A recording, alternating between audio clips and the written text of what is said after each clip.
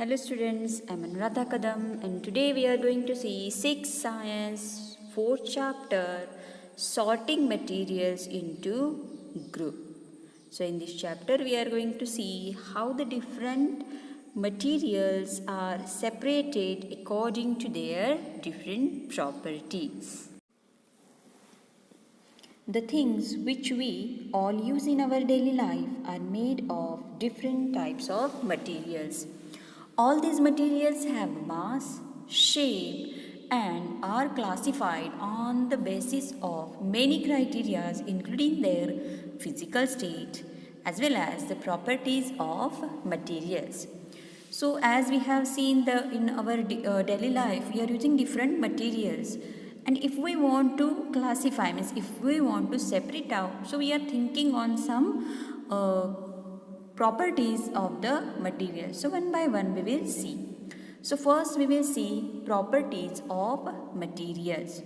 So based on the different properties, materials can be differentiated into their respective groups.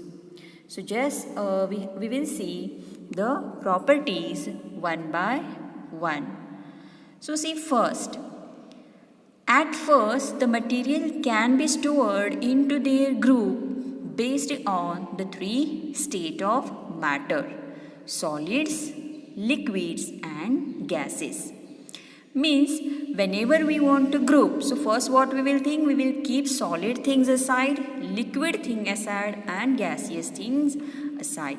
Means we are able to separate out these materials according to their states. Correct? Solids, liquids and gases. Second, the second criteria used to sort the materials are based on their appearance. The appearance of material varies in color, texture, hard, soft and lusters. So see, appearance means how they look. Color is different, texture is different, they may be hard, they may be soft or they may be lustrous. So this is the second criteria to sort the material. Third criteria is used to sort the material are based on their solubility. The solubility depends on the soluble and insoluble of material in the water. So for example, salt and sugar are soluble in water, chalk and sand are insoluble in water. So according to their what? Yes, their solubility, we are able to separate the substances. Now the fourth criteria used to sort the material is based on the metal and non-metals. So if we want to separate the materials, so then we can separate out according to their properties of metals and non-metals. Which metals are there? Yes, iron, copper, gold are examples of metals, and coal, chalk, rubber are examples of non-metals. And the fifth criteria used to sort the materials is based on the light transmission through object, which includes opaque, translucent and transparent.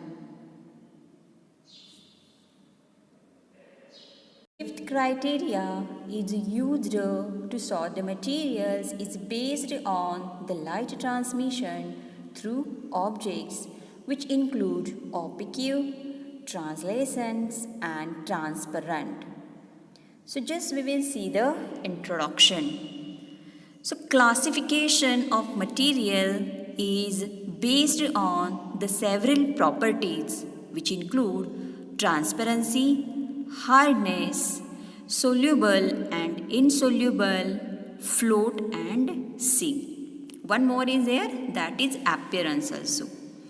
So first we will just see, so why there is need of this classification? Why there is this need of classification? Why we want to classify all those things? So, see, classification makes everything easier or orderly for better understanding. For example, suppose I will give you a library. In library also you have seen the different kinds of books are kept differently. Means suppose science books are there, so there one cupboard is there, or suppose that separate shelf is there for the science book. In another book maybe there kept another, suppose literature's book, and suppose the languages book. In this way means all the books are separated, so it will be easy whenever you want to take the book. So what happen, you are going and you are going to that particular place. Means if I told that bring the science book from the library, so what you will do, you will just go in library and go towards the shelf which contains the scientific books. Okay, so this is the better way or ordered way for better understanding. Otherwise from the huge library is there and so many books, thousands of books are there, so we are not able to get that particular book in time. So this is the need actually for this classification. So how materials classified? Yes, this is also important, that how these materials are classified. So materials are classified on similarities in their properties such as appearance, transparency, solubility and density. Solubility or density. So first we will discuss about the appearance. So appearance, yes, polishing. Metal polishing act as a protective shield to metal surface because it stops oxidation. It is a method of improving the durability and texture of metal surface as they are much less likely to wear or corrode. If you see the classification which is based on the appearance, so they are lustrous and non-lustrous. Lustrous means what? They are shiny, okay, as gold, silver, they are shiny. Non-lustrous means wood, leather, they are non-shiny. So just see, materials can be differentiated from each other based on their look. Some like diamond and gold are shiny and is termed as lustrous material. Some other materials like graphite and wood, they do not appear shiny and are generally known as non-lustrous material. The next property is hardness. So hardness or toughness, this is the property of material to withstand the stress without breaking, is termed as toughness. A material with high strength and high ductility will have more toughness than a material with low strength and high ductility. So just see, keep in mind that hardness is one of the important property. You are aware which things are hard, which are not. Okay, so how we could classify based on the hardness? So yes, hardness we are going to classify into the hard and soft. So the materials that can be compressed or deformed easily are referred to as soft material. Whereas materials that are difficult to bend or compress are termed as hard material. So now another property we will see, that is solubility.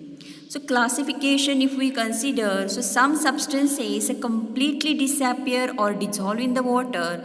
These substances are called, they are soluble in water. For example, sugar, if you add the sugar in the water and if you stir it, so what happened? Sugar disappear. We are not able to identify the particles of sugar. This is means they are completely dissolved in the water. So we can say sugar is soluble in water. whereas other substances do not mix with the water and do not disappear when after we stir for a long time. These substances are insoluble in water. Means for example, suppose you put stone in the or sand in the water, and if you are stirring it for a long time, what happened?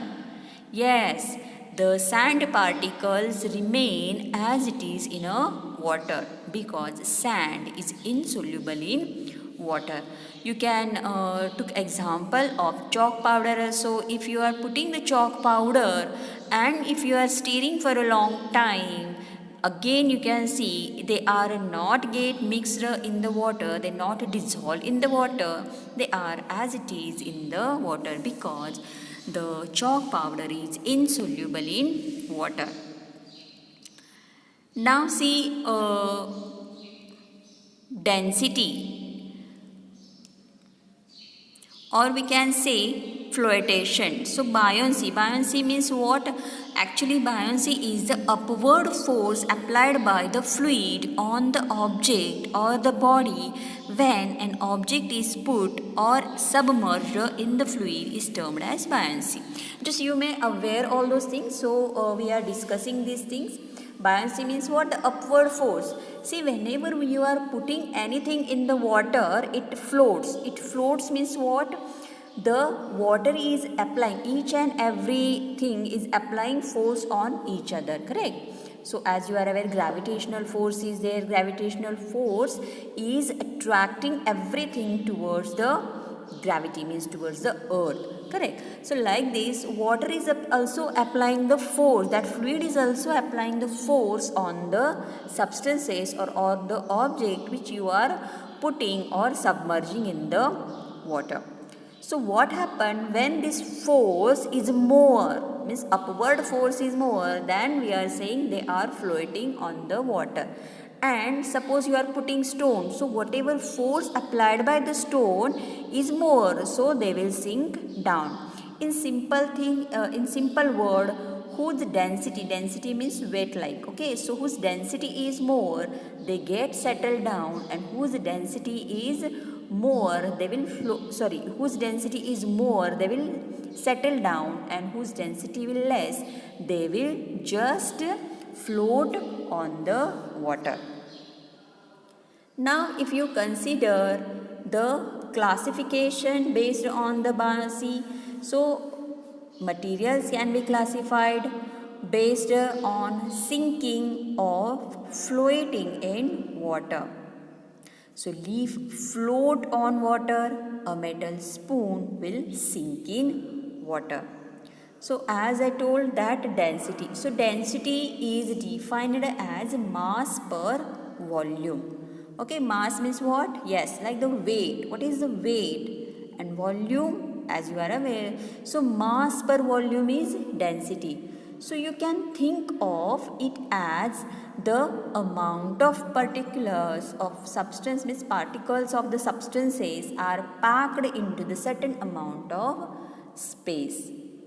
If the particles are packed tightly together, the density would be greater than if they loosely packed when a lot of empty space around them. So this is taken as a mass per unit volume of the given object. The SI unit is kg per meter square, cube. Density is the reason some objects sink and other objects float. As I told, whose density is more means whose mass per volume is more, they will settle down, they will sink down. The remaining objects starts to float. The next is transparency. So whenever we are considering the transparency, the material can be grouped into the three main categories based on their ability to transmit the light. So classification based on the transparency is transparent, opaque and translucent. So just see an object which allow visible light to pass through it is called transparent object like a glass, fish tank. Object which allow partial passage to light is called translucent object like plastic bottle, paper cup, etc. And third one, an object which does not allow a passage to light is called an opaque object. So we cannot see through the opaque object. Suppose wood or metal, we are able to see the wood. Means we are able to see from the wood. Means for example, suppose a door is there, okay, wooden door is there, and anyone suppose bail the door, okay. So what happened? Are you able to find out that who is there outside?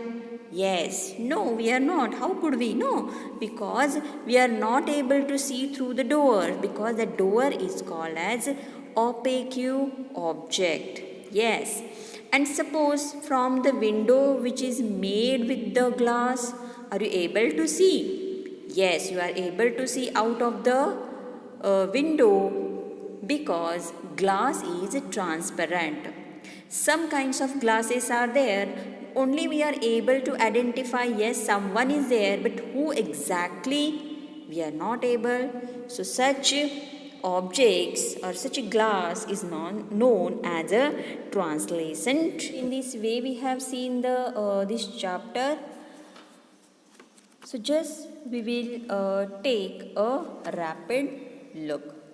So in this chapter we have seen the properties of material. Which properties are there?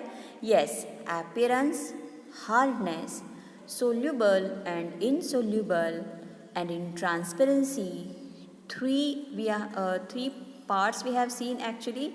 Means transparency means by which we are able to see, but two another are there, that is opaque and translucent. So in this way these properties are there which we have seen in this chapter. Appearance means what? The materials that have luster are usually metals. For example, iron, copper, aluminium, gold are examples of metal. Appearance means we have seen they are lustrous or not. Or the materials like the paper, cardboard, wood, they do not have luster. So in this way, according to appearance, we are able to separate, or we are able to sort the material into two groups, that is lustrous and non-lustrous. Then we have seen the hardness. In that we have seen hard and soft. Correct? So the materials which can be compressed or stretched easily are called soft. And second, materials which are difficult to compress are called hard. Okay. So see here example if we consider. So examples of the hardness is iron, and softness we can say the cotton or sponge. Now solubility, in that we have seen soluble and insoluble. Means according to solubility, if we want to separate, if you want to sort the material, so we can make the group of the soluble and insoluble. Soluble means what? Some substances have completely disappeared or dissolved in water. Such substances are called soluble substances. And some are insoluble, means other substances do not mix with water and do not disappear even after we stir for a long time. These substances are insoluble in water. Then we have seen transparency.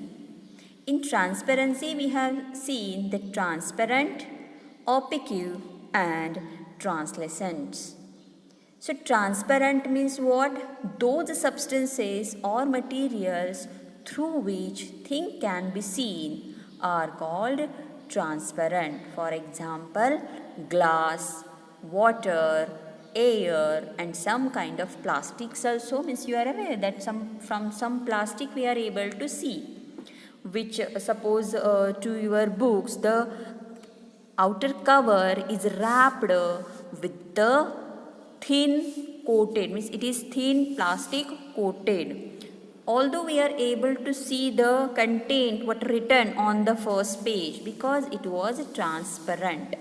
So plastics also. The second one is opaque. There are some materials through which we are not able to see. These materials are called opaque objects. For example, wood, cardboard and metals.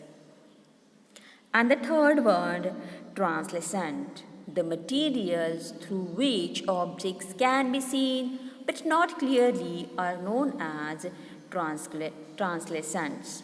So example, oil patch on the paper. Suppose on one paper, if oil is fallen, okay, and if you want to try, means if you consider the first the paper, so it is opaque, we are not able to see anything, correct? But if the oil is get sprayed, so what happened? We are able to see something, some light we are able to see, some shadows we are able to see, but exactly we are not identified that shadow is made up of which thing, correct? So in this way, according to transparency also,